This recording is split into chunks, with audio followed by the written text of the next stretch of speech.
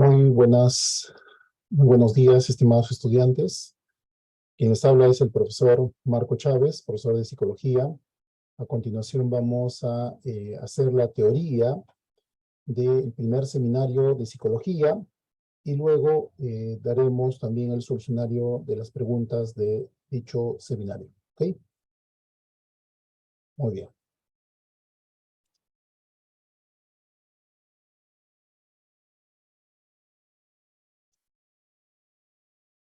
Bien, en este seminario vamos a realizar los temas de psicología como ciencia, métodos de la psicología, bases biológicas del psiquismo humano y bases socioculturales del psiquismo humano. ¿Ok? Muy bien. Entonces, empezamos con la definición de la psicología como ciencia. Como sabemos, la psicología antes era una rama de la filosofía y que posteriormente, gracias a Wilhelm Wundt, que alcanza el rango de ciencia, ¿no? Entonces vamos a ver aquí que la palabra psicología deviene de dos voces griegas que significa psiche, que es alma, y logos, que es tratado, ¿no? Entonces, tratado del alma, el estudio del alma. Así lo entendía Aristóteles, que es el padre de la psicología antigua, donde asumía que el alma es lo que mueve al cuerpo. ¿Está bien? Y en su libro, Peripsique, de Ánima, aborda justamente estos temas del alma, también analiza sobre la visión, la audición, la memoria, los sueños. Se dice que la psicología también tiene ya un carácter científico en 1879, cuando Wilhelm Wundt, que lo tenemos en la pantalla, Wilhelm Wundt, funda el primer laboratorio experimental de psicología en la Universidad de Leipzig, Alemania. Entonces, este hito marca, digamos, que la psicología va ahora a tener datos verificables y ya no producto de una especulación, digamos así, teórica, ¿no? Reflexiva, filosófica, sino vamos a tener datos. Entonces, la psicología, a partir de ese momento, comienza a, digamos así, a tener un carácter de mayor rigurosidad. Y si bien es cierto, después de Wilhelm Wundt ha habido varios intentos por querer,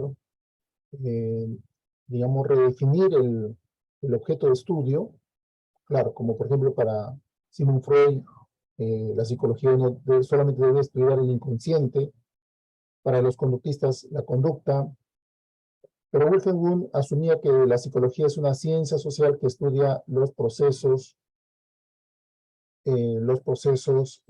psicológicos, ¿está bien? Y estas, digamos, son representaciones subjetivas, ¿está bien? Son representaciones subjetivas que refleja el cerebro de nuestra realidad. Muy bien, entonces, esta es la última pregunta que vino en el examen de la UNI. Ya que estamos hablando de Wilhelm Wundt, hay justamente también una pregunta referida a ello. Marque la opción que contenga la alternativa correcta, ¿no? Sostuvo que el objeto de estudio de la psicología debería ser la experiencia. Esta experiencia que cada individuo posee sobre el contenido de su propia conciencia mental. Como sabemos, Wilhelm Wundt asumía que la psicología debe estudiar la conciencia como una estructura que está conformado por tres elementos, que es justamente las sensaciones, las imágenes y los sentimientos. Lo estudiaba de forma atomista, de una forma aislada, y justamente ahí tenemos la resolución, ¿no? En su obra, Fundamentos de la Psicología Fisiológica, Wilhelm Wundt definió la psicología científica como una ciencia experimental cuyo objeto de estudio es la experiencia inmediata, por oposición a la experiencia inmediata. ¿Ya? Entonces, ¿qué debería estudiar la psicología? La experiencia inmediata. Para él, la experiencia inmediata es utilizada para conocer algo diferente a la experiencia misma. Por ejemplo, cuando decimos que la hoja es verde, ¿está bien? Es un aspecto descriptivo lingüístico. Sin embargo, la experiencia inmediata de estar viendo una hoja de una planta de color verde, esa sería la experiencia en sí misma, ¿no? Entonces, si nos ocupamos por describir la experiencia de sentir un dolor de muelas, por ejemplo, esa sería una experiencia inmediata. Pero recordar el dolor de muelas sería una experiencia inmediata. Entonces, para conocer la experiencia inmediata debe realizarse mediante la introspección o autoobservación. Entonces, la introspección era la exploración de los contenidos de la conciencia bajo condiciones controladas en un laboratorio experimental. ¿Okay? Entonces, la respuesta ahí era la Wilhelm Wundt. Bien. Entonces, sabemos ahora que la psicología es una ciencia que estudia los procesos psicológicos, ¿no es cierto?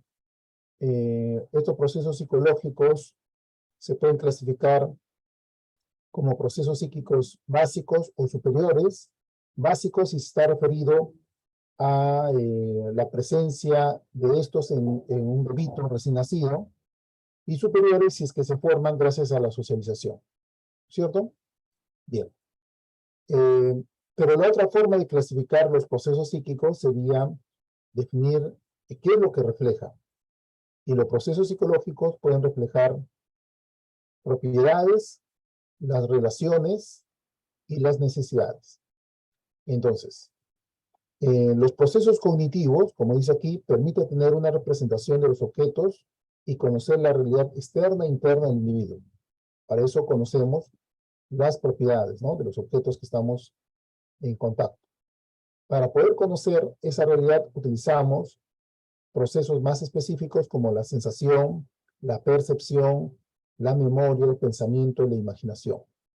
Entonces, estos son procesos cognitivos, ¿no?, también llamados cognoscitivos. Bien. Entonces, como ejemplo, podría ser cuando alguien está resolviendo un problema, ¿cierto?, de problema matemático, tiene que memorizar una fórmula y luego razonar para dar respuesta a la pregunta de su examen. Ahí está utilizando principalmente procesos cognitivos. En cambio, los procesos afectivos reflejan esa relación de agrado o desagrado, ¿no es cierto?, que el sujeto establece con la realidad.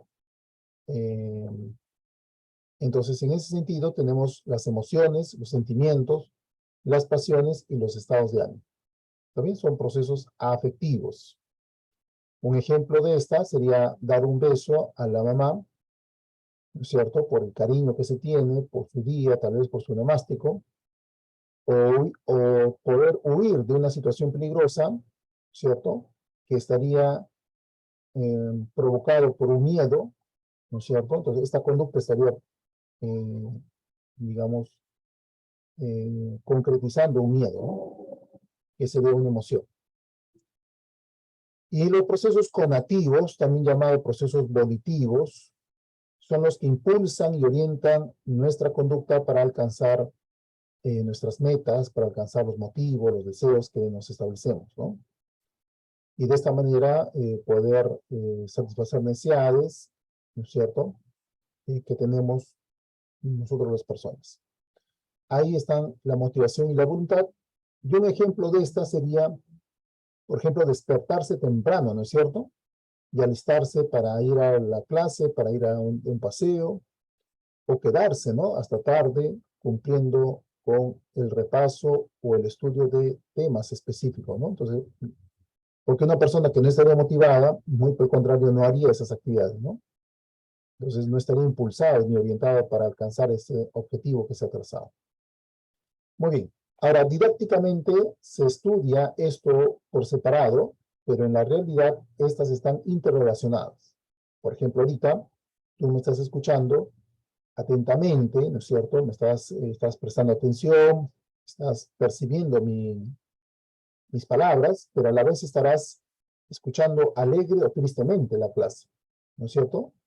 Estarás de un estado de ánimo determinado, pero a la vez también estarás o bien motivado por escuchar esta clase o de repente no tan motivado por escuchar esta clase, ¿no? Entonces, el ser humano está pensando, sintiendo y deseando simultáneamente. Cuando está pensando, son procesos cognitivos, cuando está sintiendo, son procesos afectivos, y cuando está deseando, son procesos cognitivos. Muy bien. La psicología, al ser una ciencia, también no solamente tiene un objeto de estudio, un marco teórico, sino también tiene métodos para poder estudiar los procesos mentales. Entonces, un método es un conjunto de pasos que debe seguir de forma rigurosa y de forma ordenada para cumplir con algunos o varios de los fines científicos que tenemos. ¿Y cuáles son esos fines científicos? Debemos describir, explicar, predecir y aplicar. Toda ciencia hace eso y la psicología también describe, explica, predice y aplica sus conocimientos para resolver problemas humanos.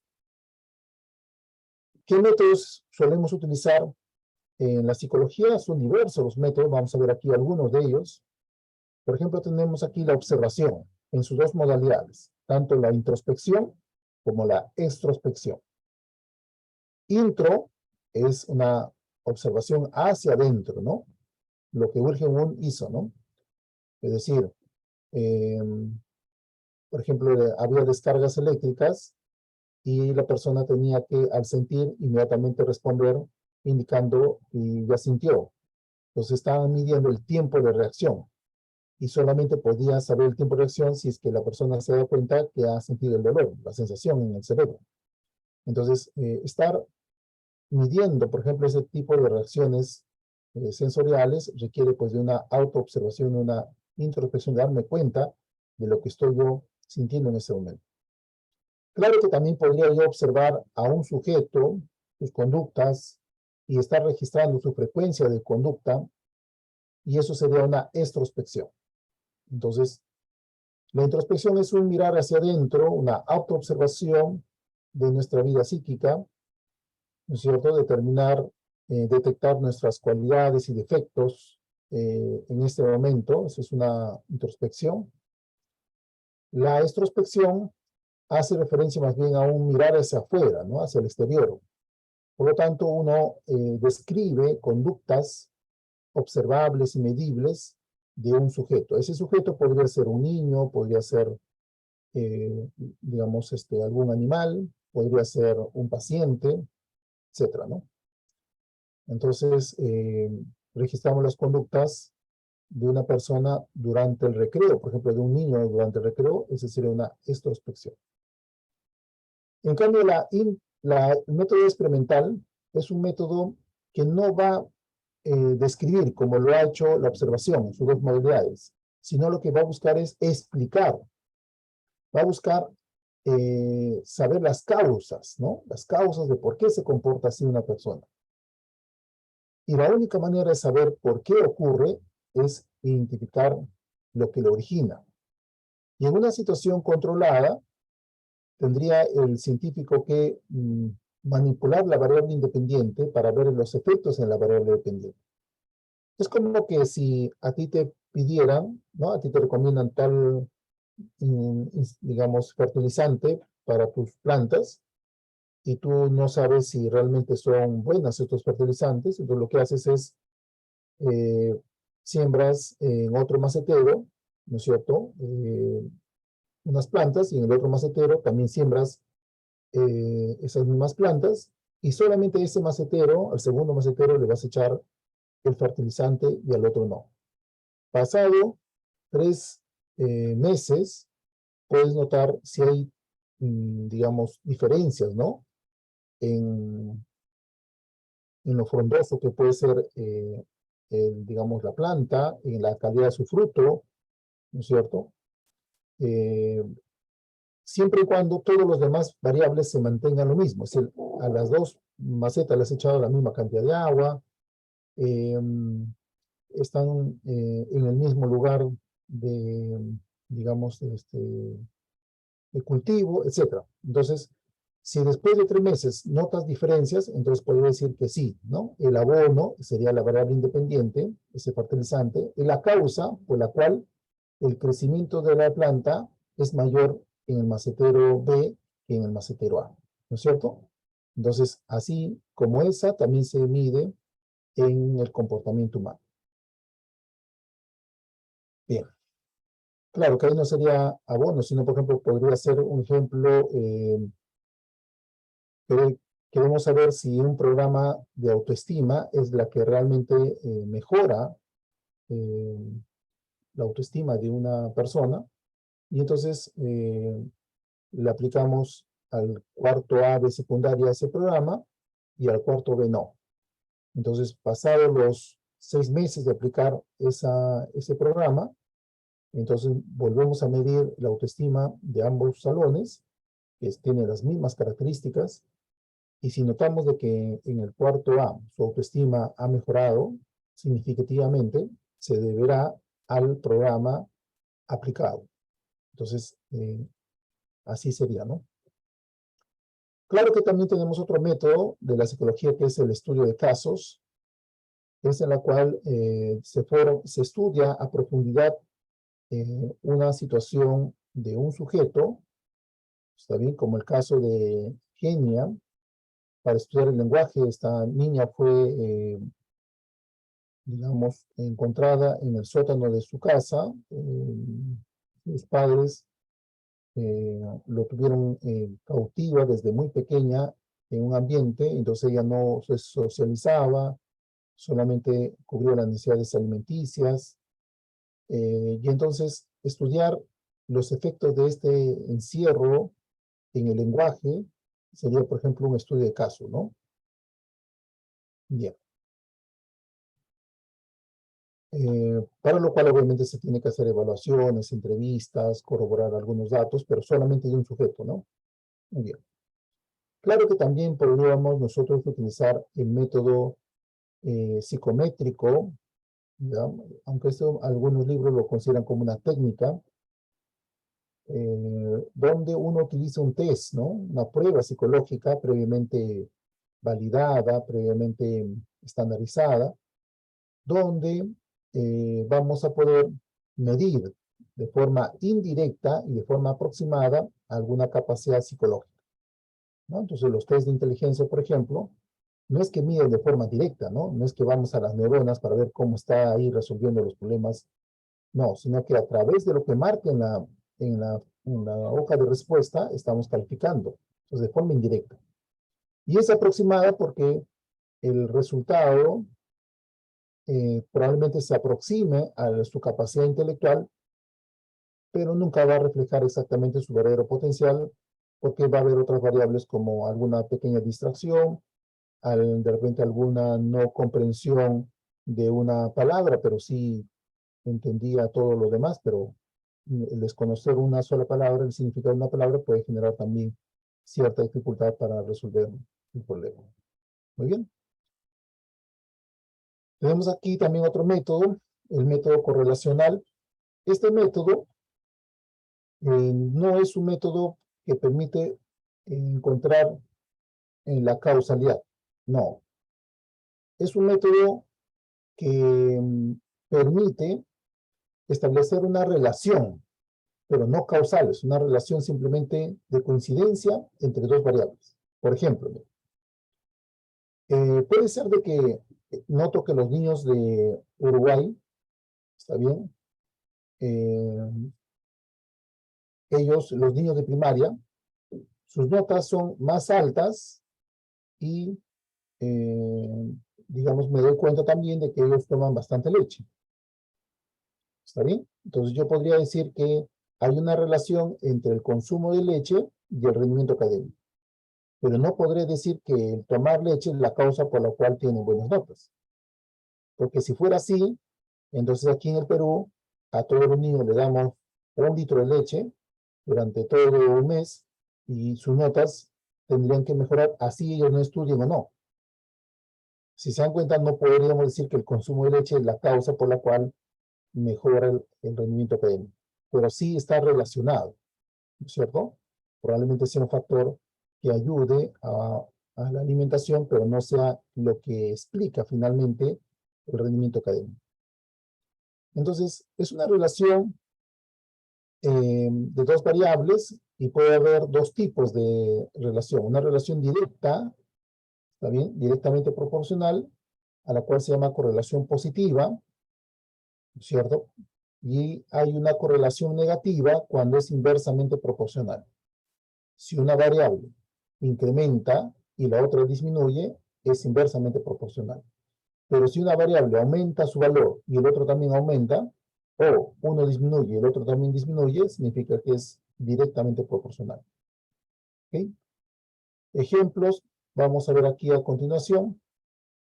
Como les decía, no se busca la causalidad, solamente describe la relación de dos variables de forma estadística.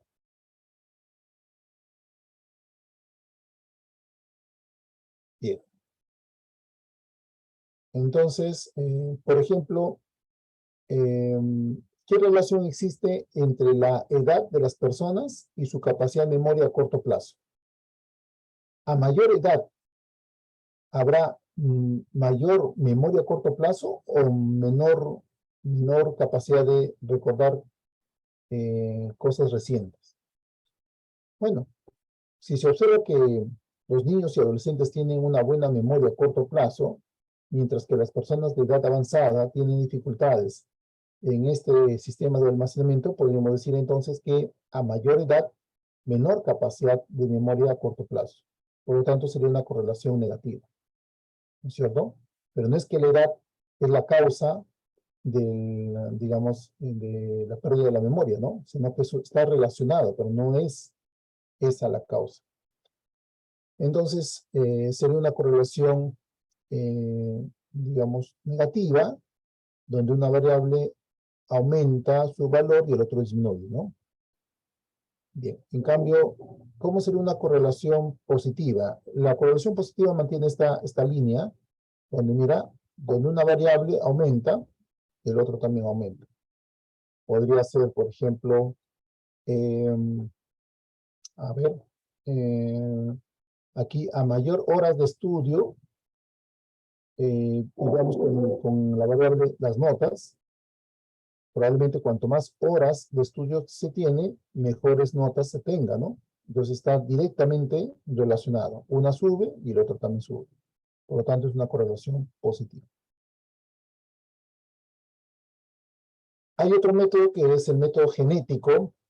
No vayas a pensar que los psicólogos van a clonar o van a trabajar con genes. No, sino que la palabra genético significa o proviene de génesis, y eso tiene que ver con el origen, ¿no? Entonces, también hay preocupación por conocer el origen, ¿no? El origen y el desarrollo de ciertos procesos psicológicos, por ejemplo, del lenguaje, del pensamiento, de la inteligencia. Jean Piaget, por ejemplo, estaba muy preocupado, ¿no? En conocer el origen de la inteligencia y cómo se va desarrollando, ¿no? Por eso se llama la teoría genética de la inteligencia de Jean Piaget. Pero hay dos posibilidades dentro del método genético, ¿está bien? Puede ser un método longitudinal o puede ser un método transversal, ¿no? Entonces acá el dibujo nos indica más o menos la intención de longitudinal, es decir, en mayor tiempo, y transversal en un momento determinado. Por ejemplo acá, ¿no? Veamos. Yo quisiera, por ejemplo, estudiar el origen o el lenguaje de los niños, ¿está bien? ¿Cómo es el lenguaje oral de los niños? Tendría dos opciones. Me consigo, digamos, 10 niños de 6 meses o de un año, ¿está bien? De un año, y voy a estar estudiándolos día tras día, registrando a través de cámaras, a través de entrevistas, etcétera, día tras día hasta que cumpla 5 años. Y entonces yo podría saber el momento de su balbuceo, en el momento digamos, la pronunciación de una palabra, ¿no? De una oración, etc. ¿A qué edad se da en estos niños? Eso sería un método longitudinal, ¿no? Es decir, esos 10 niños los estudio desde 1 año hasta los 5 años. Notarás de que hacer eso es muy costoso, es sí muy rico en información, pero es muy costoso. Razón por la cual muchas de las investigaciones apelan más bien al método transversal. Es decir, más bien me consigo niños de 1 añito, otros niños de 2 añitos, de 3 añitos, 4 y 5 añitos. Y en un momento determinado, en una semana, evalúo a los niños de 1 año, 2 años, 3 años, 4 años, 5 años, y luego comparo los resultados. ¿Cierto? Entonces, también podré ver qué diferencias hay en el desarrollo del lenguaje, pero ahí estoy utilizando el método transversal. No es que a esos niños, desde 0 hasta los 5 años, que sería longitudinal. Bien. Sin embargo, siempre el método longitudinal es mucho más rico en información, pero repito, es mucho más costoso. Bien, vamos a pasar ahora al otro tema, que es bases biológicas del psiquismo humano.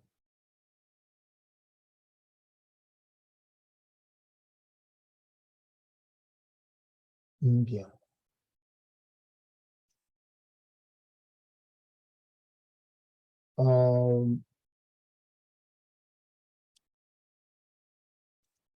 Como ustedes saben, digamos, todos los procesos psicológicos ocurren dentro del cerebro, ¿no es cierto? Entonces, el sistema nervioso es, digamos así, la base material donde ocurren los procesos psicológicos. Por lo tanto, hay que estudiar cómo está organizado este sistema nervioso y qué función cumple cada una de sus estructuras. Entonces, clásicamente se dice que el sistema nervioso está dividido en dos, ¿no? Dos grandes sistemas. Hay uno que se ubica en el centro de nuestro cuerpo, ¿no? Por eso se llama sistema nervioso central. Y hay otro que está a su alrededor, en la periferia.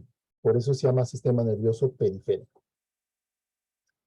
Ahora, el periférico, a su vez, se divide en dos. Veamos. Habrá nervios que salen del sistema nervioso central, básicamente el tronco encefálico, que van a, por ejemplo, irradiar todas las vísceras, ¿no? Estómago, todo pulmón, riñón, ¿está bien? Y todas esas funciones están automatizadas, porque el cerebro no tiene una injerencia directa.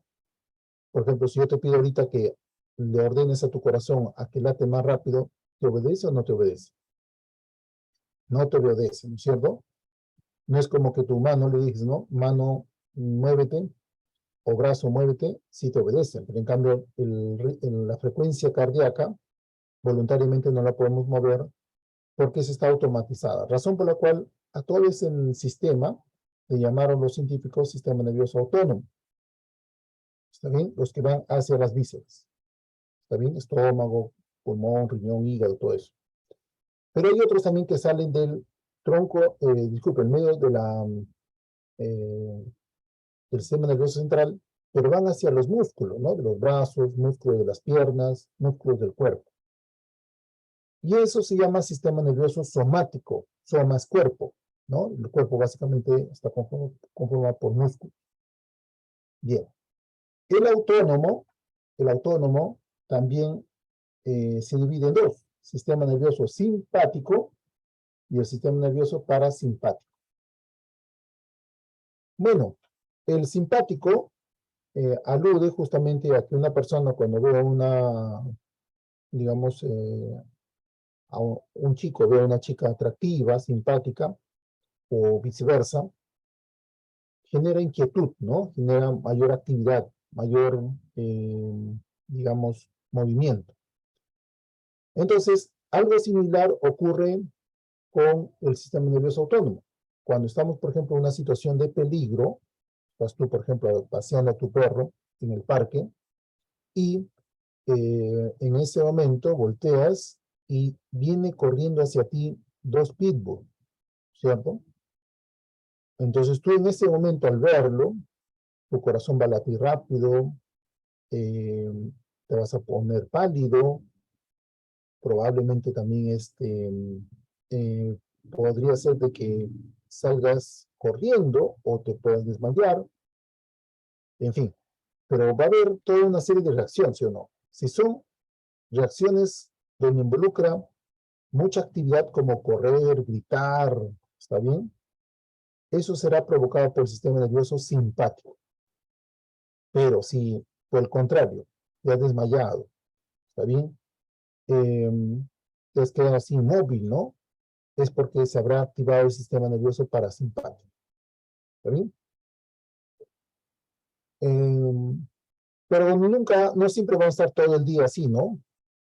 Extremadamente, digamos, asustado, sino que una vez que pasa el peligro, digamos que ya el dueño viene de esos perros y los sujeta, los agarra, y entonces tú, que ves ya no hay peligro, entonces tu corazón vuelve a latir como antes, ¿no? Tu digestión también se da de la misma manera, y es porque ahí ha participado el sistema nervioso parasimpático, quien mantiene un equilibrio con lo que había activado el simpático, es decir, busca una homeostasis entre estos dos, un equilibrio, porque todo el día no va a estar sobreexcitado, sino que también tiene que haber una tranquilidad, ¿no? Y viceversa, ¿no? Si la persona estuvo perpleja, atónito, ¿no? Desmayado, no es que todo el día va a estar desmayado, sino que el simpático también va en algún momento a hacer que se active y camine otra vez normalmente. Bien, vamos a ver que el sistema nervioso central, está bien, se divide en dos porque hay dos partes, ¿no? Mira, hay uno que está dentro de la bóveda craneal y hay otro que está dentro de la columna vertebral. Lo que está dentro de la columna vertebral se llama médula espinal y lo que está dentro de la bóveda craneal se llama encéfalo. ¿Okay? Solo que el encéfalo tiene tres estructuras: cerebro, cerebelo y tronco encefálico. ¿Okay? Cerebro, cerebelo y tronco encefálico. Los tres conforman el encéfalo. Muy bien. Ahora, el cerebro se divide a su vez en dos. Es como la dirección de un colegio, ¿no? Es el cerebro del colegio. Estaría el director y el subdirector, ¿sí o no? Igual, el cerebro, tenemos una corteza cerebral y una subcorteza cerebral. Lo más voluminoso es la corteza y la subcorteza es no tan voluminoso, pero también participa en algunas tomas de decisiones. Bien, la corteza eh, es un manto arrugado que ha evolucionado para tener dos mantos, ¿no? Uno que está ubicado en la derecha y el otro en la izquierda. La corteza que está entonces en la derecha se va a llamar hemisferio derecho y lo que está en la izquierda se va a llamar hemisferio izquierdo. Entonces, ¿por qué se llama derecho o izquierdo? Simplemente por la ubicación donde está nuestra mano, ¿no? En este lado estaría el hemisferio derecho, porque mi mano está en la mano derecha, y aquí estaría el hemisferio izquierdo. Cada hemisferio se va a dividir en lóbulos, que son, digamos, porciones de hemisferio, dado que hay cisuras, hay hendiduras, como la cisura de Silvio, la cisura de Rolando, la cisura parieto-occipital, y eso se va a dividir al final en 4 lóbulos, ¿no? Este sería el lóbulo frontal, y tenemos dos porque justamente cada hemisferio tiene cisuras, entonces aquí estaría el lóbulo frontal, ¿no? Acá estaría el lóbulo parietal, la parte de arriba, aquí estarían los lóbulos temporales, ¿está bien? Y aquí atrás estarían los lóbulos occipitales. Muy bien. Y dentro de la subcorteza cerebral está pues todo el sistema límbico, ¿no? El amígdala cerebral, está el hipocampo, el hipotálamo, ¿está bien? El área septal y otras más. Bien, esto es, digamos, el sistema nervioso aquí está de repente con gráficos que permiten entender el sistema nervioso. Está, si se dan cuenta, este color moradito, ¿no? Está en el centro de nuestro cuerpo, por eso se llama sistema nervioso central, y este color verde está alrededor del central. Las que surgen del central se llama sistema nervioso periférico. Bien, solo que aquí habría dos, ¿no? Mira, lo que está dentro del cráneo sería el encéfalo, y lo que está dentro de la columna vertebral sería médula espinal. ¿Ok? Y este color verde que básicamente está yendo hacia los músculos del cuerpo, músculos sería el somático, porque de seguro que internamente hay otros nervios también que están yendo hacia las vísceras, hacia los órganos más internos como corazón, pulmón, ¿no? Y eso sería el autónomo. Bien, ahí está el sistema nervioso autónomo, que sabemos que se divide en simpático y parasimpático. El simpático es un activador por excelencia, y el parasimpático es un inhibidor, ¿no? Es uno que relaja la actividad que previamente había sido activada por el simpático. En cambio, el sistema nervioso somático, soma es cuerpo, y vamos a ver que hay nervios que salen del central. Son en total 31 nervios espinales. De la médula espinal van a salir 31 pares de nervios. Y dentro de aquí, ¿no es cierto?, del encéfalo, es decir, del tronco encefálico para arriba, de ahí salen 12 nervios craneales. ¿Ok? Muy bien. Entonces, esa es un poco la clasificación del sistema nervioso. Aquí tenemos, por ejemplo, cuando hay un estímulo, como la bola, a la cual excitan los receptores sensoriales, esta la convierte, recuerdas, en impulso nervioso, viaja por el sistema nervioso somático hacia el sistema nervioso central, en este caso la médula espinal, y como es un estímulo muy intenso, la médula espinal toma la decisión de mandar otro impulso a los músculos para que se contraiga y podamos retirar la mano rápidamente. Como esto no ha pasado por la conciencia, esto se llama un acto reflejo. Eso no quiere decir que la médula no informe luego al cerebro de esa acción, de ese estímulo. Solo que para eso ya milisegundos antes el cuerpo ha reaccionado retirando nuestra mano del fuego. Entonces aquí vamos a ver dos cosas, mira. Ahí están los receptores los receptores sensoriales que captan la presencia del estímulo. Va a haber un nervio que conduce hasta el sistema nervioso central. Eso se llama el sistema aferente o vía aferente. Es una vía sensitiva. Pero también ese color rojo que va hacia el músculo para que se contraiga y retiremos la mano, esa ha sido la vía eferente o una vía motora, ¿no? De ejecutar la acción de retirar la mano. Ajá, genera la reacción muscular y eso sería el acto reflejo. ¿Ok?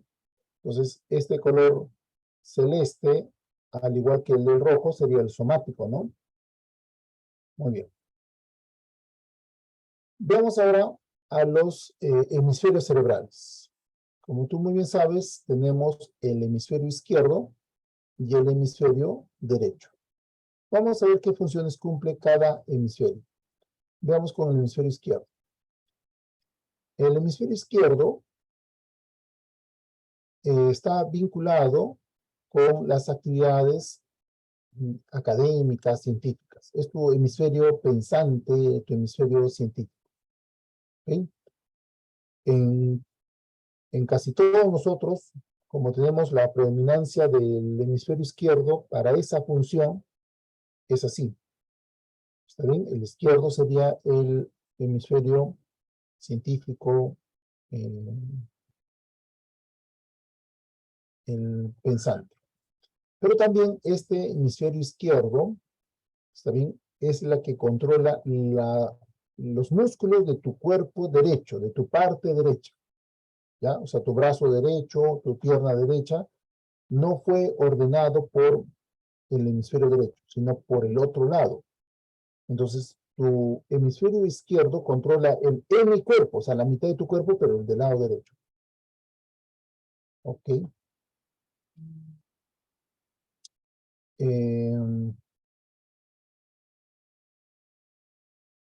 Ahora, el pensamiento, que es el analítico, lo realiza el izquierdo, ¿no? Entonces, cuando tú, por ejemplo, mentalmente estás descomponiendo un problema matemático en sus elementos más simples y con ello poder resolverlo, ahí estás utilizando tu pensamiento analítico y eso es función del izquierdo. Como vamos a ver después, todo lo contrario, la parte sintética lo hace el derecho. Es el hemisferio que también tiene que ver con el pensamiento lógico, ¿no? Con el pensamiento científico lógico. Y como tú sabes, pues en la lógica hay tres principios, ¿no? El principio de identidad, el tercio excluido y el principio de la no contradicción. Entonces, esa parte lógica, racional, la realiza el hemisferio izquierdo. No es como la parte intuitiva o perceptiva que la realiza más el derecho. También el izquierdo tiene áreas muy específicas, muy especializadas para la parte lingüística. Por ejemplo, aquí donde está el lóbulo frontal, está el centro del habla, más conocido como el área de Broca. Aquí es donde se da la orden para poder pronunciar las palabras. ¿Está bien? Broca es pronunciamiento, ¿no? Del habla. En cambio, Wernicke, que está Wernicke está en el lóbulo temporal del hemisferio izquierdo, claro, más o menos por acá, ¿está bien? Es la que se encarga de la comprensión del lenguaje oral.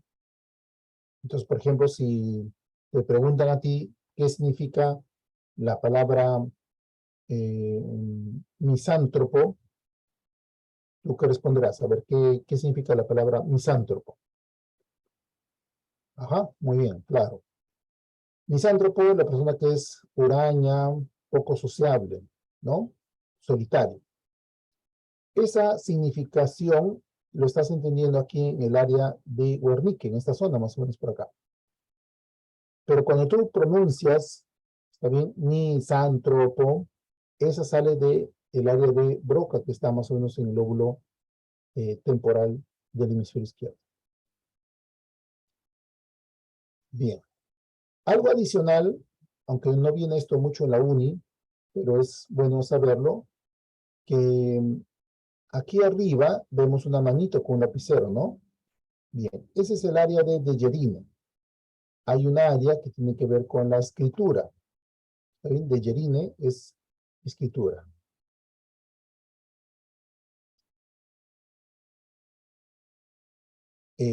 Disculpe, esta parte de aquí es Exner, ¿no? El área de Exner es lo que es escritura.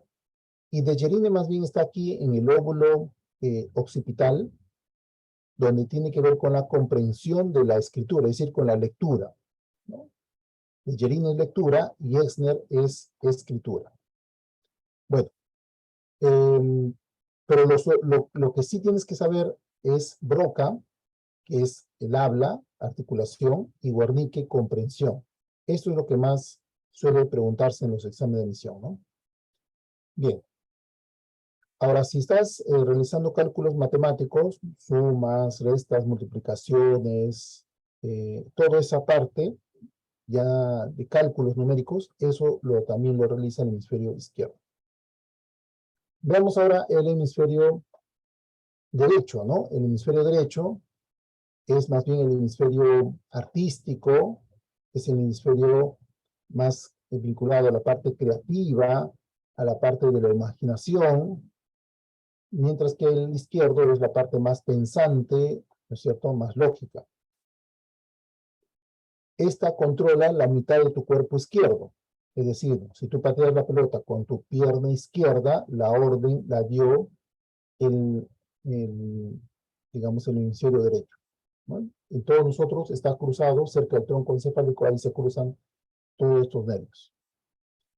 Al parecer es para que exista mayor coordinación de nuestro sistema muscular y nervioso.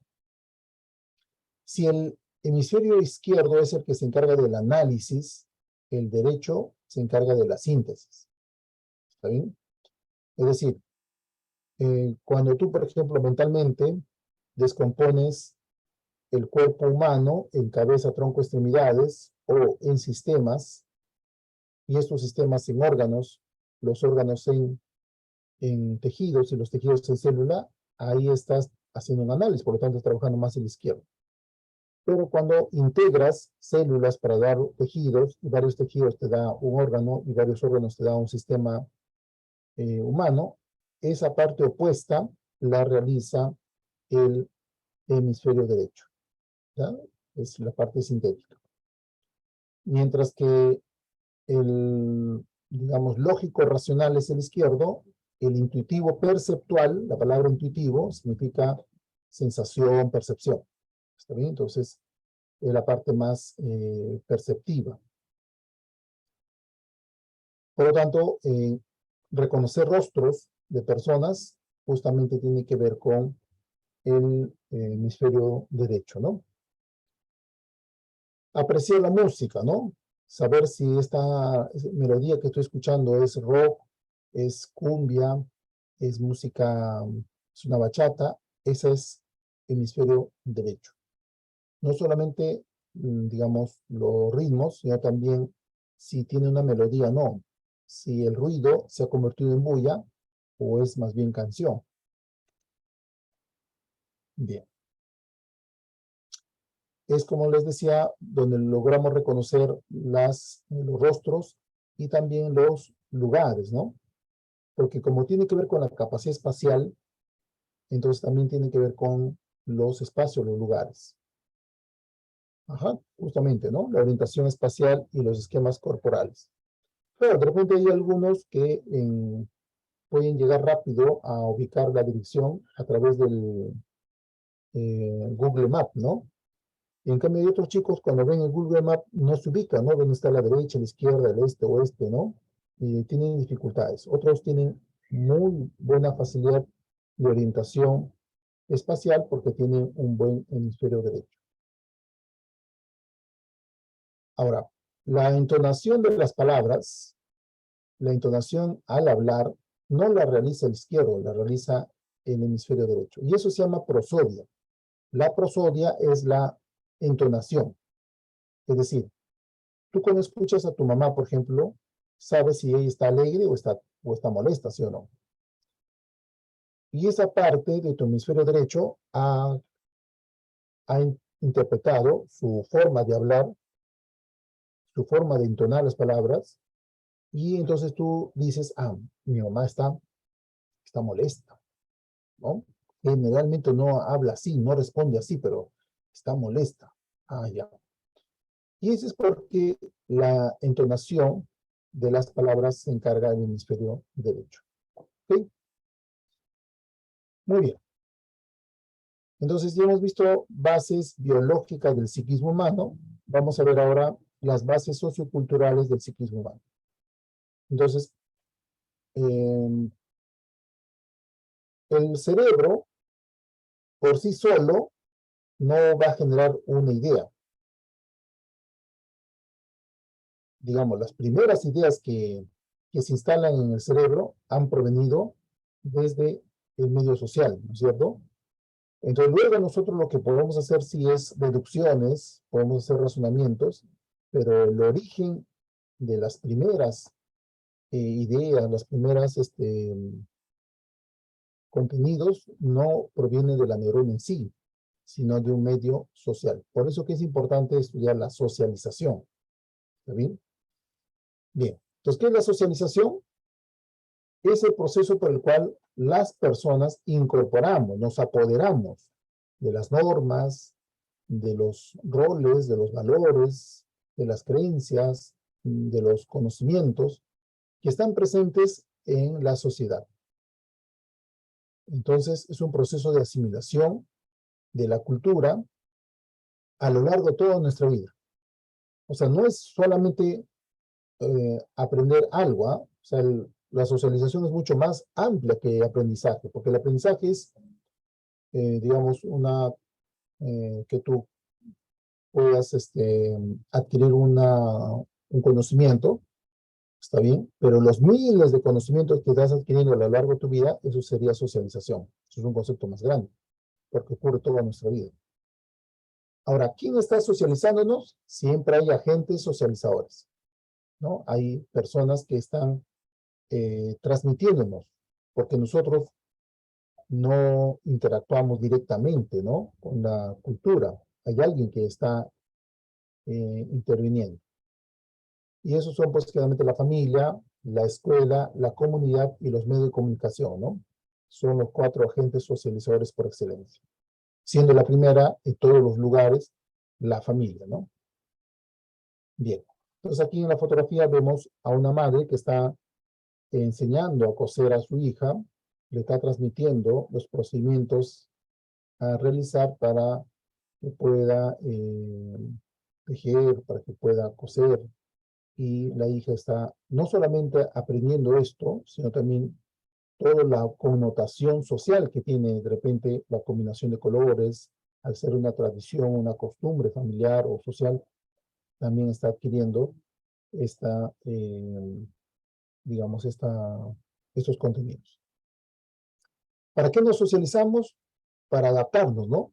Para adaptarnos al medio, en primera instancia, ¿no? Porque ¿qué pasaría si no aprendiéramos, por ejemplo, el idioma español? ¿Cómo pedirías las cosas en las tiendas? ¿Cómo te comunicarías con tus amigos?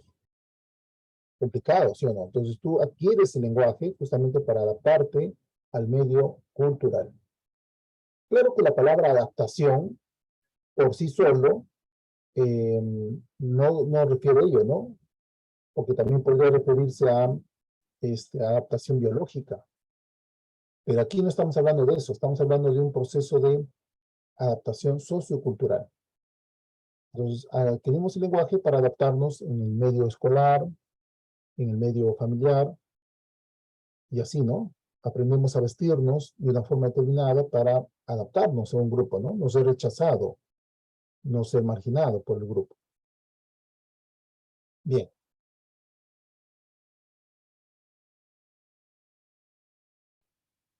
Hay un concepto que podría, de repente, para ustedes confundirlo, ¿no? Que es interacción social. No es lo mismo, mira. La socialización es la adquisición de la cultura a lo largo de toda tu vida. Que lo estés haciendo a través de, digamos, la experiencia que tienes con otra persona, eso sería interacción social. ¿Está bien? O sea, la interacción social hace referencia a la influencia recíproca entre 2 o más personas en ese momento. Es decir, con un papá, con un hijo le está aconsejando, ahí hay interacción social. Con un profesor o un alumno está interactuando, sea presencial o virtual, hay interacción social. Bien.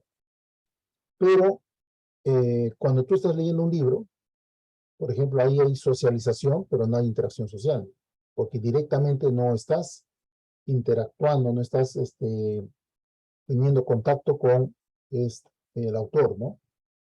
Entonces, generalmente nuestra forma de socializarnos es a través de la interacción social. ¿Está bien? A través de los amigos, la familia, en un almuerzo, hay interacción social y por ende hay socialización. ¿Quiénes son esos agentes que están socializándonos? Como lo hemos dicho, son 4. Siempre la familia es el primero en toda cultura. Los padres son los que transmiten el idioma, las costumbres, los patrones de comportamiento, ¿no? Y sobre todo satisfacen las necesidades de una forma determinada, necesidades básicas de forma determinada. La escuela ya transmite conocimientos sistematizados y los alumnos básicamente adquieren conocimiento. No es la única opción que tenemos de adquirir conocimientos, también aprendemos valores, ¿no? Aprendemos también a sentimientos, pero sobre todo es conocimientos sistematizados. Ahora, los vecinos, los amigos y las personas con las cuales interactuamos de forma constante sería la comunidad. No podría ser sociedad, porque la sociedad es un término muy grande, ¿no? Sociedad es equivalente a nación. Y tú, por ejemplo, estás aquí en Lima, socializándote con tus amigos, vecinos, pero no estás vinculándote con los tacneños, tal vez, o con los loretanos. ¿Entiendes? Por eso que no forma parte de tu comunidad. La comunidad sería tu barrio, tus amigos, o las instituciones con las cuales interactúas de forma constante. Bien. Ahora, también hay medios de comunicación masivos, como la televisión, la radio, o ahora a través de los canales de YouTube, ¿no? Los YouTubers, los influencers, los TikTokers, que están convirtiéndose en transmisores de ciertos contenidos, ¿cierto? Entonces ahí ellos también están transmitiendo contenidos culturales, entendido cultura como toda producción humana, ¿está bien? Entonces, esa sería también función, ¿no? Claro que como los medios de comunicación están bajo el poder de un grupo, generalmente de los empresarios, generalmente de los dueños, ¿no? De la radio, de la televisión, entonces van a tratar de que nosotros pensemos tal como ellos están orientando, ¿no? Por eso que hay que ser siempre críticos de lo que dicen los medios de comunicación, porque ellos, su función no es educar, o mejor dicho, su objetivo de ellos no es educar, su objetivo de ellos es vender, ¿no? Vender propagandas, tratar de generar espectáculo para que uno esté ahí consumiendo sus productos, ¿no? Bien. Vamos a ver que dentro de la socialización también va a haber un proceso de manifestación, ¿no?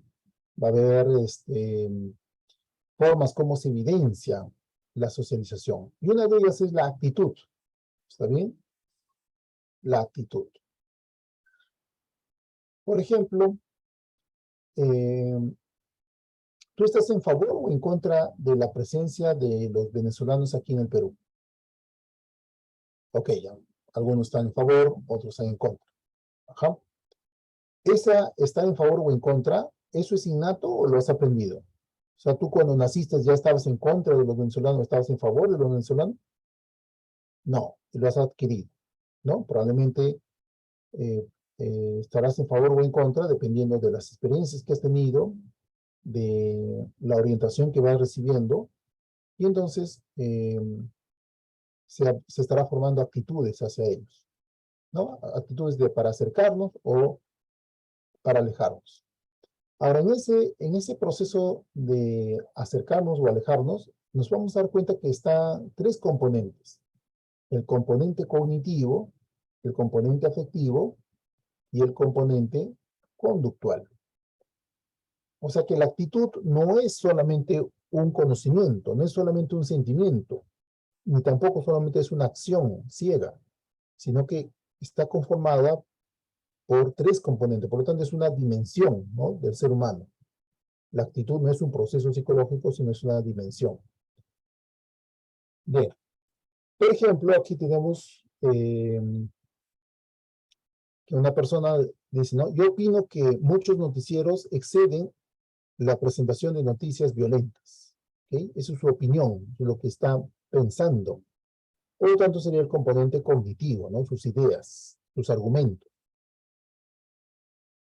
Ahora, cuando él o ella ve estas noticias que son siempre sensacionalistas, enfatizando solamente las noticias violentas, negativas, entonces se molesta, ¿no? Entonces se evidencia una reacción emocional de enojo, de fastidio, y eso sería el componente afectivo, ¿no? No es que pasa de forma indiferente, no. Dado que piensa, siente de una forma determinada. Y por lo tanto va a reaccionar, ¿no? Conductualmente va a reaccionar. Por ejemplo, podrá cambiar de canal, podrá apagarlo, ¿cierto? Pero va a haber una acción. Y esa sería el componente conductual. Cuando un noticiero exagera la violencia, la delincuencia, ¿qué hago? Cambio de canal. Y eso sería el componente conductual. ¿Ok? Es un ejemplo. Otro ejemplo, eh, a ver. Pienso que la UNI es una universidad muy exigente. ¿Está bien? Me agrada estar preparándome para la UNI porque considero que estoy a su altura. Componente conductual, prepararme en una academia del ciclo UNI y postular a la UNI. Mira, pienso, siento y actúo. ¿Está bien? Bien. Una vez en una universidad preguntaron sobre los mendigos, ¿no? Había una persona que estaba en contra de dar dinero a los mendigos porque asumía que es una forma de mantener su situación por reforzamiento. Y entonces, cada vez que pasaba por un mendigo, simplemente mantenía una actitud, un enojo o una indiferencia y no daba ninguna limosna. Entonces, notamos ahí que están siempre los tres componentes, ¿no? O sea, no es solamente que yo pienso algo, sino que también se enfadará, se enojará, es la parte afectiva, componente afectivo, y también si no da la limosna es porque hay un componente conductual. Muy bien.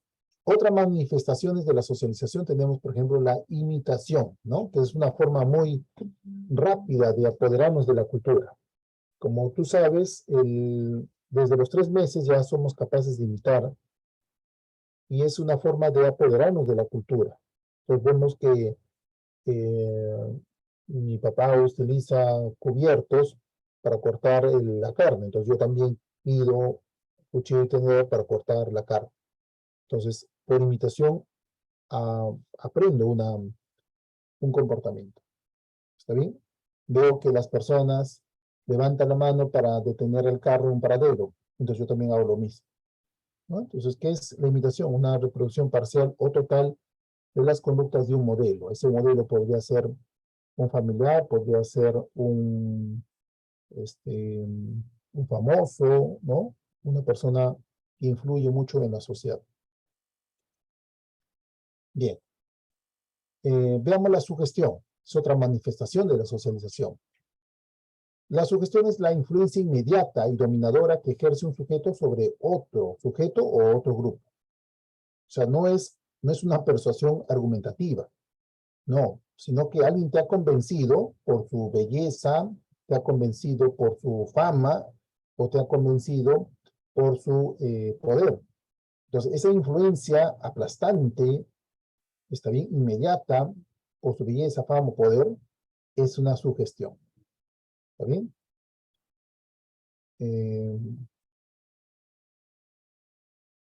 Claro, si tú mismo, eh, digamos, hay ciertas ideas que tú te lo transmites así de forma inmediata, aplastante, dominadora, también se llamaría autosugestión, ¿no?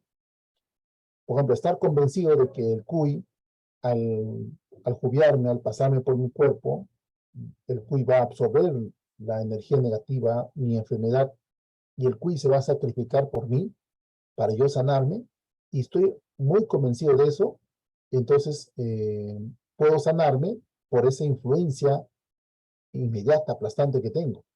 ¿Está bien? Porque es simplemente una autosugestión. justamente ahí vamos a ver el efecto placebo, ¿no? El efecto placebo es, por ejemplo, hay muchas personas que aseguran estar mal, pero el doctor les da simplemente unas pastillas de almidón que no tienen ningún efecto en su cuerpo, pero el hecho de haber recibido el medicamento de un médico se sana. Entonces, no por el efecto de la pastilla, simplemente porque es la idea de que el mejor médico me está atendiendo. Y esa es autosugestión. Bien. El rumor es una información ambigua, ¿no? Temporal, una información que se va distorsionando a medida que se va difundiendo, por lo tanto es irresponsable porque no se puede identificar quién es el que originó, quién es el que está, digamos, iniciando todo ello. Realmente es como a modo de chisme, a modo de, digamos, de teléfono malogrado, ¿no? El rumor. Claro, lo contrario sería un conocimiento científico, ¿no? El conocimiento sí se puede verificar quién lo dijo, ¿no es cierto? El rumor no, el rumor es una información ambigua y temporal. Las creencias son ideas irracionales, ¿no? Basadas, pero en supersticiones o en la fe. Entonces hay creencias religiosas, creencias supersticiosas. Y es curioso, ¿no? Porque las personas que están preparándose en la academia deberían de ser 100% lógicas, ¿no? Se supone que van a ser profesionales.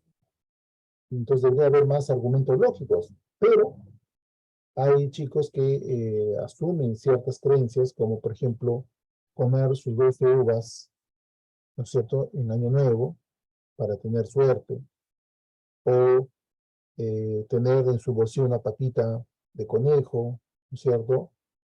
Eh, o creencias como, por ejemplo, también si un gato negro cruza delante de mi camino o cruzar debajo de una escalera, son a veces temores que tenemos porque creemos que el incumplimiento de ellas nos va a traer la maldición.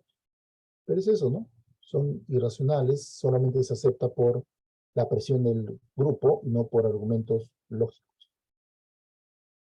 Ahora, si son conductas colectivas, no ideas, sino conductas que se practican de generación en generación, eso ya serían costumbres, ¿no?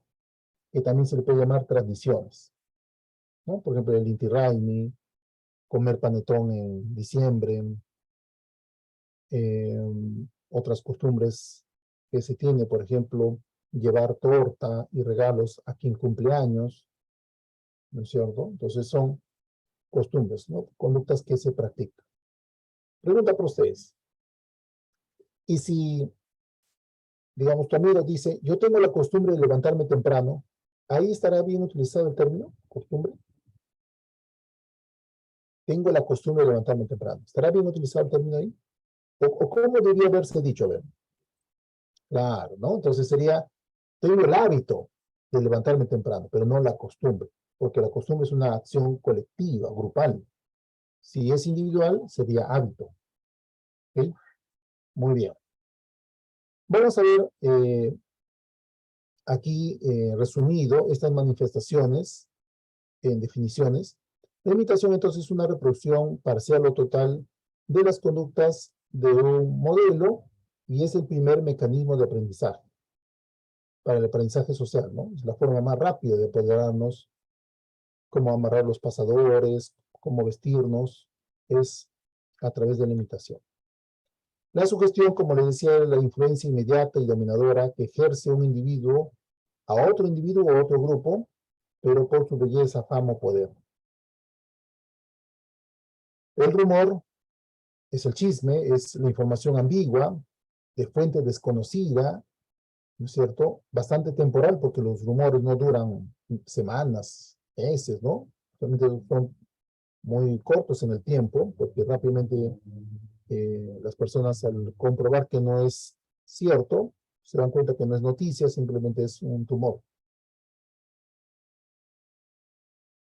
El lenguaje es también una manifestación, ¿no? Porque si hubieras vivido en, por ejemplo, a ver, en Brasil, no estarías comunicándote con el español, ¿no? Sino a través del portugués.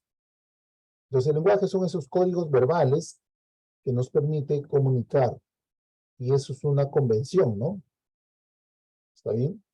Entonces, no es que tú vas a crear un concepto o un término que sirva solamente para ti. No, todo lenguaje es siempre compartido por un grupo o por toda la sociedad. Eso no quiere decir que el lenguaje es estático, siempre va cambiando. Hay neologismos también, pero es siempre colectivo. Las creencias, como te decía, son ideas irracionales y colectivas que imperan en un grupo social o comunidad. Si bien cierto, es de evidencia individual, pero si comparas, no es solamente tú, ¿no? Sino otras personas también tienen esas mismas ideas. Comer uvas, o sea, asumir que las uvas traen buena suerte, asumir que la ropa amarilla trae buena suerte, asumir que eh, este, por ejemplo, romper un espejo va a traer maldición, eso es no solamente una persona, sino por todo un grupo, ¿no? Bien, multitud y muchedumbre. La multitud es la unidad psicológica de personas, ¿no? Están unidas, pero están separadas. Están unidas por ese sentimiento, por esa convicción, pero están separadas. Por ejemplo, si yo digo los católicos, los creyentes católicos, habrá en varios distritos, ¿no es cierto? Estarán en otros lugares, pero si yo dijera las personas que están en una procesión, allá no sería multitud, sino sería muchedumbre. ¿Por qué? Porque la muchedumbre es digamos, la unidad física de personas. Cuando están compartiendo un espacio físico, se convierte en muchedumbre.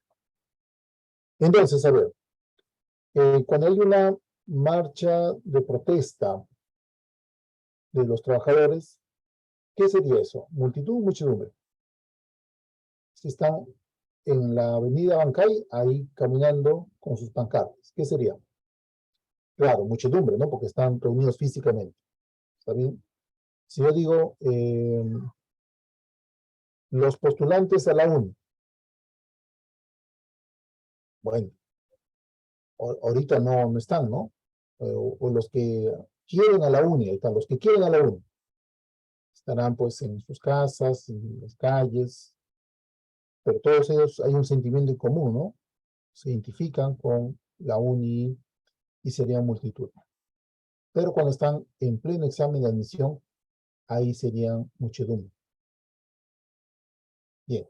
Y como sabemos, la costumbre es un comportamiento colectivo transmitido de generación en generación.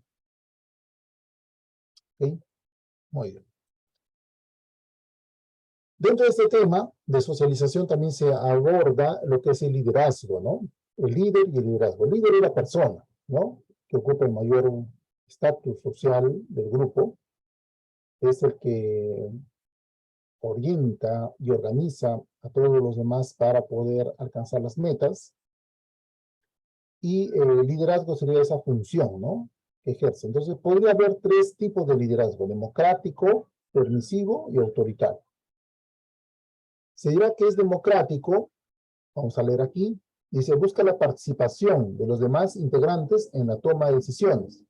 O sea, no las toma él de forma arbitraria, sino que siempre está pidiendo, consultando a otras personas referentes, a otros grupos, a través de encuestas, a través de, digamos, de entrevistas, etcétera, pero hay una distribución del poder en la toma de decisión.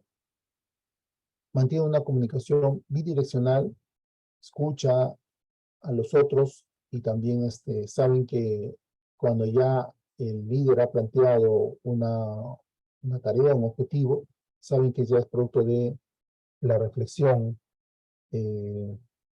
digamos, de haber recogido todas las experiencias y sugerencias de los demás, ¿no? Bien, el líder democrático. Es lo ideal, ¿no? Siempre es lo ideal así. En cambio, hay liderazgo permisivo, ¿no? Se basa en el dejar hacer a los integrantes de su grupo, no es muy propenso a dirigir a su grupo ni a dar demasiadas instrucciones sobre cómo deben hacer las cosas. La desventaja es que pueden generar caos y pérdida de dirección en las metas. Claro, ¿no? Por ejemplo, cuando forman grupos para la exposición, si no hay un líder que esté exigiendo, que esté determinando las fechas, las entregas, cada quien podría investigar a su ritmo y al final podrían pasarse de la fecha y perjudicar la nota, ¿no? Entonces, si eso ocurre, sería un liderazgo permisivo, ¿no? También llamado laissez-faire, ¿no? Dejar hacer, dejar pasar. Y el liderazgo autoritario es más bien cuando el líder, ¿no? Concentra todo el poder y no hace participar al resto en la toma de decisiones. Mantiene una comunicación vertical de orden unidireccional, se impone al grupo y en muchas ocasiones impone temor y también habrá rechazo para un sector. Entonces, ahora, ¿cuál utilizar? Depende, ¿no? Por ejemplo, si el papá ve que el hijo digamos, es bastante estudioso, bastante amable, pero por ahí, digamos, no cumplió alguna obligación, como lavar los platos o, por ejemplo, tender su cama, etcétera, ¿no? Y es porque está priorizando otra actividad. El papá podría ahí ser más bien permisivo, ¿no? ¿No es cierto? Podría, por lo menos para esas ocasiones, entender de que está priorizando el estudio, está en semana de exámenes, de repente, ¿no? Permisivo. Ahora, ¿qué pasaría si el hijo, digamos, está en conductas de riesgo, ¿no? Por ejemplo, quiere fumar, quiere tomar alcohol, digamos así. Entonces el papá podría, digamos, impedir que salga, podría simplemente ordenar que esté en casa toda esa semana, ¿no? Entonces habría un liderazgo autoritario porque hay la necesidad de que lo cumpla porque corre peligro su vida, ¿no? Y cuando distribuye las tareas en la casa, previa reunión familiar, ¿no? Previo acuerdo con los hijos, habría un liderazgo democrático. Entonces, va a tener que ver mucho con las circunstancias, ¿no? Entonces, un buen líder, de preferentemente, debe ser democrático, pero cuando hay que ser autoritario, también hay que serlo. Y cuando hay que ser permisivo, también podría hacerlo para conseguir un bien mayor. Bien. Muy bien, chicos. Entonces, esa sería la teoría. Resuelvan ahora ustedes 10 preguntas que tienen en las dirigidas y hay 5 preguntas en las domiciliares. Entonces, luego daremos las respuestas a las dirigidas. Muy bien.